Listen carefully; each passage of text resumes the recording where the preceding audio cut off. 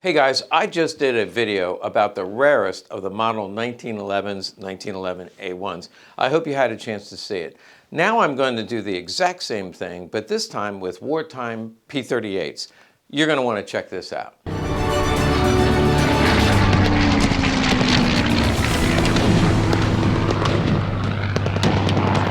Okay, so the topic du jour is actually commercial P.38's from the wartime era. So basically from 1938, 39, all the way up to 1945. They did make commercial guns, very few. They only made about 20,000 commercial guns, commercial,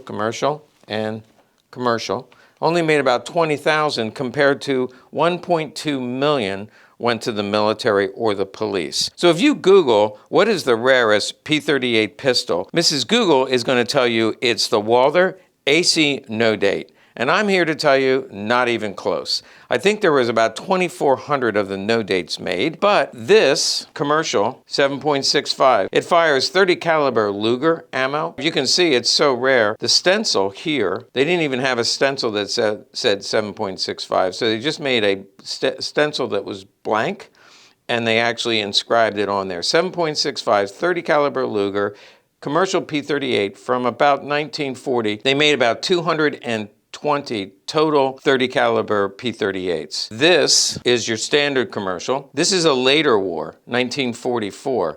Now this one comes in, you can see the difference, 9mm. This one is 9mm. This one is 30 cal.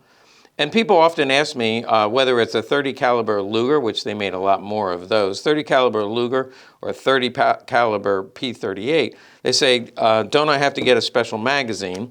And the answer is no, because this is just a regular 9mm magazine. This is what a 9mm bullet looks like. I didn't actually have a 30 cal Luger bullet, but here's a picture of one. You can see the bottom part is the exact same size as the 9mm, so it feeds in just like the 9mm, but it's beveled at the top to become 30 caliber. So that's an answer to one of your questions. If I have a 30 caliber Luger, do I have to get a special magazine or a 30 caliber P.38?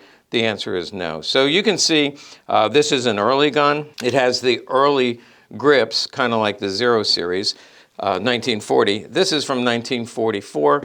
Notice it still has the high polish finish, and it has the frame has that pinkish hue, as I like to call it. It's the way the metal was prepared.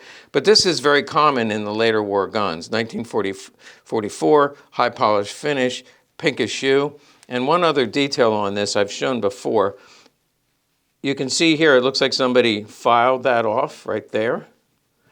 But we have found several, I'd say 5 or 6, have the exact same marking, all in the same serial range. So I'm sure it is a casting flaw that only was there for a short period of time. I have one collector who put them all together. He has them all together, all lined up, and they're all they have the exact same casting flaw. Late war, 1944, 9mm commercial gun. Now let's say something about commercial guns. A lot of collectors prefer a military issued gun just because they think it has more history. And I would respectfully disagree a little bit. And here's why. In the beginning of the war, I could see somebody coming in and ordering a P.38. They've heard about these P.38's. They're only going to the military or the police. They really are not going to the public at all. So how do you go and get a commercial gun, especially in a special caliber? My conjecture is it would have to be, you'd have to be a party member. That goes without saying. You wouldn't be able to buy a gun unless you're a party member. You would have to be pretty high up because you'd have to be able to go to somebody in the factory and say, I want to do a special order. Now, 20,000 of them were commercial. Only 220 were in 7.65. Pretty rare gun. 1944, even more so. They were running out of materials. They knew they were losing the war.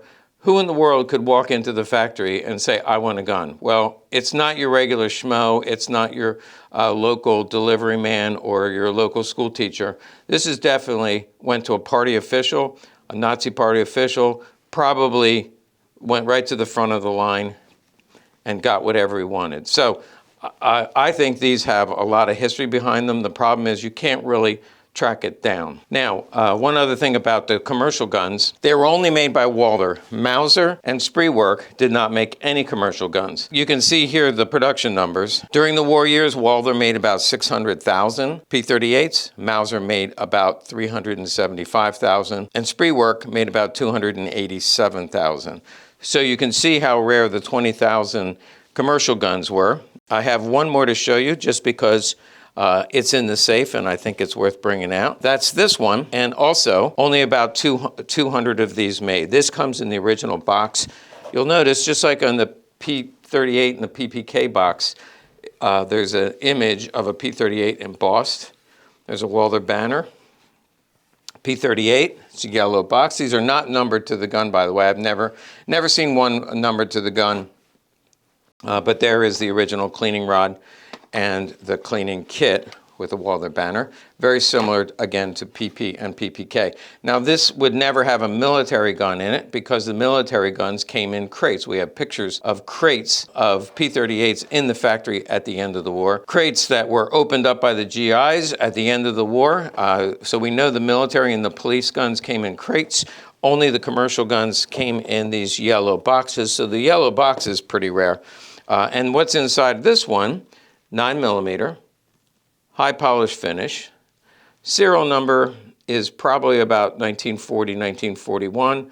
You see the eagle end proof, much like this one. This one is 3033, no suffix. This one is 6898, probably both 1940. This one's a little bit later. So what's so special about this one?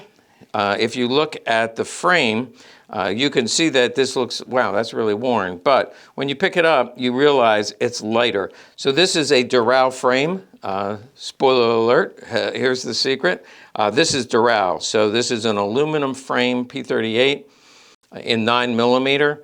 They only experimented with them very little. I think just like the PPs and the PPKs, they were worried about the frame cracking, and especially with the 9mm. But they did make some. The estimates, they made about 200 dural, a little over 200, a little over 230 caliber, and then about 20,000 commercial guns. I hope you learned something new. I wanted to bring some rare guns out of the safe and at the same time give you a little edumacation. Thanks for watching. Make sure you like and subscribe to our channel because I'm going to be digging some more out of the safe pretty soon.